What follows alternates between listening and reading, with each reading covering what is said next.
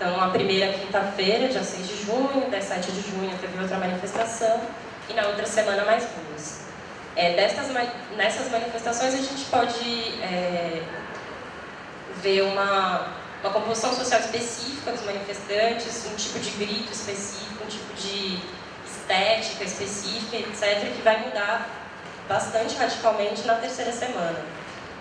Se na primeira semana a gente tem, como eu disse, um público majoritariamente de organizações parceiras de esquerda, de secundaristas de escolas públicas, e, enfim, algumas pessoas de universidades privadas, etc., a partir da terceira semana esse público vai mudar bastante. Enfim, essas pessoas continuam nas ruas, mas chega toda uma nova população heterogênea aí, que, enfim, está para os sociólogos entenderem um pouco porque foi para a rua. Isso não é o Passe Livre que vai dizer.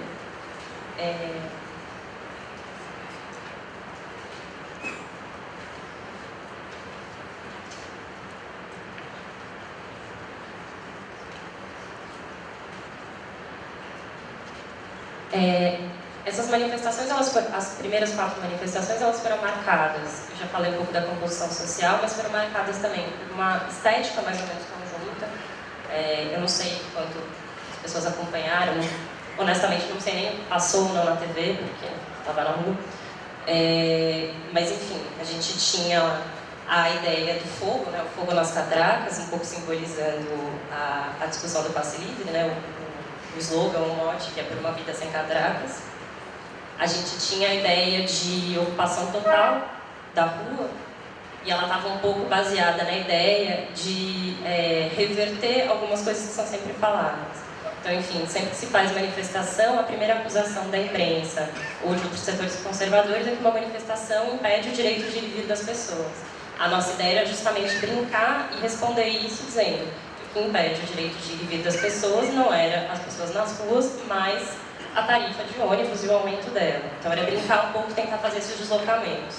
Outro deslocamento que foi feito nas manifestações durante todo o tempo era a questão da violência. Se no primeiro momento na mídia se dizia que eram os vândalos, os baderneiros, os violentos e etc., as respostas das ruas elas são sintomáticas, principalmente quando a repressão amaina, que era numa outra coisa muito cantada, que era que coincidência, não tem polícia, não tem violência. Uma forma de responder dizendo, olha, a violência, a dita violência nas manifestações é mais uma resposta à repressão já ocasionada do que aquilo que levou à repressão. A gente pode discutir um pouco mais sobre isso, não vou entrar. Mas além disso, a ideia de fazer as manifestações com percursos mais radicais, ocupando completamente o espaço público, tem a ver com um pouco a concepção de política do movimento Passe Livre, a ideia de que a política se faz sim nas ruas e que é possível sim ter conquistas nas ruas. Embora aqui tenha sido apontado algumas limitações, a gente tende a achar que sim. Isso porque o movimento Passe Livre ele tem uma história, não vou poder falar muito disso, mas ela tem uma história muito colada com uma série de protestos que são pouco falados quando se faz a cronologia de manifestações, que são os protestos, enfim, ficaram conhecidos como os protestos anti-globalização no final dos anos 90 e início dos anos 2000, que têm características específicas que aconteceram no Brasil também, então a gente teve protestos contra a ALCA, enfim. O movimento Passe Livre é, de alguma forma, um herdeiro dessas manifestações, mas é também um herdeiro das críticas a essas manifestações.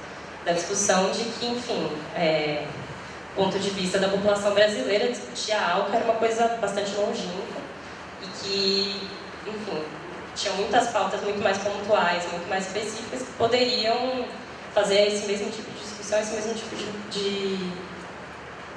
de manifestação. Eu nem vou falar, na verdade, a partir da terceira semana, eu só quero destacar uma coisa. A terceira semana de jornada de luta contra o aumento foi a semana em que o aumento foi revertido na quarta-feira. A gente acha que mais importante do que aquela manifestação gigantesca que teve em São Paulo na segunda-feira, que é colocada por muitos como grande determinante, a gente acha que mais importante foram as manifestações que ocupavam a rua do ponto de vista mais radical, e radical eu digo não por conta da violência, mas por conta de trajeto, forma de se colocar na rua, gritos, cartazes e etc. E também por uma série de atos que não foram divulgados na imprensa durante a terceira semana, mas que para a gente são fatores determinantes da revogação do aumento. Esses atos aconteceram por toda a periferia de São Paulo. Do ponto de vista do movimento racial, isso é muito interessante, porque a gente tinha idealizado 3 e aconteceram 10. Então, enfim, a coisa foi crescendo em proporção. Então, a gente teve manifestações em várias regiões periféricas, cada uma delas por volta de 1.000, 2.000 pessoas, o que não é muito, mas simultaneamente torna-se muito. Enfim, com interrupção de grandes estradas, como Raposo, como Anhanguera, etc. Mas, bom, eu vou encerrar por aqui, daí a gente discute depois.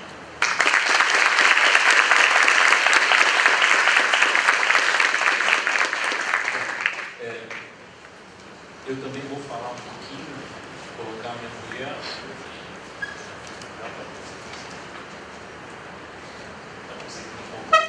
Me controla. E o meu ponto de partida é mais ou menos esse que o Marcos, o Maquiavel, quer dizer, me incomodou muito como as pessoas começaram a viajar imaginariamente sobre o que foram esses movimentos. Um certo esforço de entender a coisa, né? Que o Marco aqui chamou de os fatos duros da vida. Em sociologia, a gente chama de morfologia. Eu queria levantar 3 pontos, não vou naturalmente conseguir desenvolver todos, né? O primeiro, em grande parte, tanto o Marcos Nobre quanto o Marco Aurélio já desenvolveram, em parte também a Mariana, tem uma crise de representatividade do sistema, né? Num contexto de... O Brasil é um país que tem aquela capacidade enorme de fazer como o personagem lá do Gato Pardo. Tudo muda para que tudo continue como está, né? As coisas mudam para que nada se modifique estruturalmente. Mas eu diria, também ao longo dos anos, inclusive desde o tempo da ditadura, tem havido mudanças substantivas, sobretudo no aspecto cultural, que eu vou falar daqui a pouco. Segunda questão, pensar quem afinal foi para as ruas, pensar um pouquinho como é que é a morfologia, quem são essas pessoas. Mas mais do que isso, o sentido maior que essas lutas tiveram para o conjunto da sociedade, além dos que foram às ruas. E o terceiro ponto, que eu acho que eu não vou ter tempo de fazer, seria comentar algumas propagandas que foram reapropriadas pelo movimento, o que de certa maneira remete por exemplo, aos situacionistas, à sociedade do espetáculo, como esse movimento lidou com a questão da imagem, da visibilidade, numa sociedade que é pautada pela imagem e pela tecnologia dos computadores. Vamos ver se eu consigo aqui isso.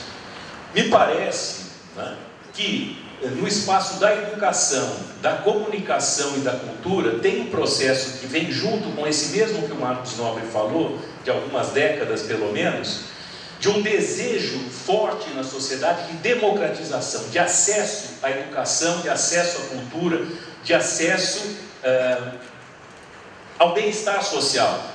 Mas ao mesmo tempo isso veio, ao longo dos anos, muito fortemente marcado por um processo de massificação, de um acesso à cultura que se dá intermediado pela lógica da mercadoria, num contexto de modernização periférica. Quer dizer, o Brasil é um país em que o atraso é absolutamente indissociável do moderno. O desenvolvimento se faz mantendo desigualdades, mantendo tradições. E para não ficar muito... ou para usar, digamos assim, para mostrar isso em números para vocês, eu acho que esse é o dado mais eloquente, que é o número de universitários no Brasil.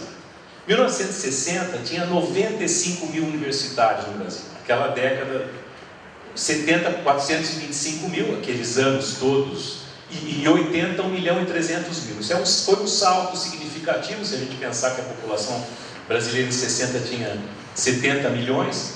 Nos anos 80, curiosamente, tem quase que uma estagnação, passou de 1 milhão e 300 para 1 milhão e meio. Dos 90 em diante começa um salto, mas nos anos 2000 é absolutamente notável esse aumento no número de universitários no Brasil. Mas, como eu disse, é um aumento numa sociedade com desenvolvimento desigual e combinado. Então, aí, se a gente começar a olhar os dados, nós vamos ver que em 1960 havia mais ensino público do que ensino privado superior no Brasil.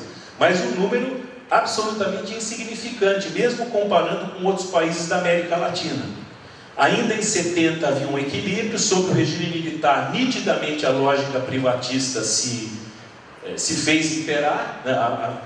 A educação como mercadoria, ampliação do sistema privado, que não é mais um das PUCs, das universidades não lucrativas, mas é de um sistema de ensino imensamente privatizado, que chegou no ano 2000 com 2/3 dos universitários de ensino privado, que chegou em 2011 com 3/4. Notem, no entanto, que tem um esforço também de aumento no ensino público. De 2000 para 2011, praticamente dobrou o número de vagas no ensino público, e todo mundo sabe, a gente que é de São Paulo acompanha um pouco Santos, Guarulhos, toda a precariedade que tem havido nesse aumento do ensino público. Imaginem no resto do Brasil. Mas, de qualquer maneira, tem havido um esforço coletivo de escolarização da população brasileira. Mais dados, né? 50%, no entanto, desses estudantes hoje, em 2011, os dados de 2011, tem 25 anos de idade ou mais. Então é gente que está correndo atrás. Outro dado, os dados de evasão escolar são imensamente altos. Mais dados, daqui a pouco eu comento um pouco sobre eles. Acessos de internet no Brasil. Em 2006 eram 35 milhões de pessoas com acesso à internet com mais de 16 anos. Em 2011 esse número já é 94 milhões de pessoas. Se nós olharmos os dados de telefonia celular, 2005, 36% da população, 2011 63%, hoje deve estar mais do que isso. Então, isso me lembra até a palestra que a Celia Scalon deu na SBS, em que ela comentava a pesquisa que ela fazia com jovens do Rio de Janeiro, como é que eles percebiam as diferenças de classe. E eles diziam que não era nem pelo acesso à internet, nem acesso à televisão